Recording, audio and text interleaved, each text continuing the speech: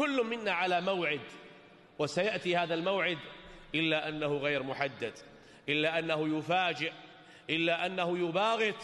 ونسأل الله أن يجعل ساعة الأجل ونحن في طاعة، ونحن في عبادة، ونحن في صلاة، أو نحن في جهاد، أو نحن في دعوة، أو نحن في تلاوة، أو في حج وعمرة، أو في صلة رحم، أو في بر والدين، أو في عمل صالح.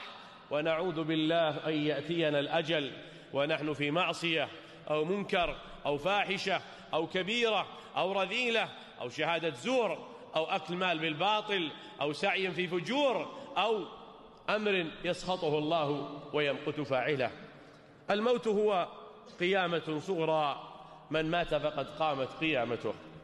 لا يترك أحدا، ولا يحابي نبيا ولا رسولا، ولا يفلت منه صغير ولا كبير.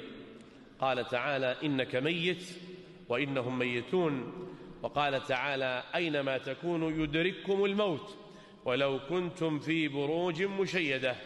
وقال تعالى: كل نفس ذائقة الموت وإنما توفون أجوركم يوم القيامة فمن زحزح، لاحظ التعبير القرآني، فمن زحزح، وأنت تقرأ الكلمة تشعر بالزحزحة وتشعر بالحركة الثقيلة، لأن انتقال الإنسان من عمل الضلال إلى الهداية يحتاج إلى زحزحة ومجاهدة، وما ذاك إلا بهداية وتوفيق من الله، ثم ببذل واجتهاد من العبد في بذل الأسباب.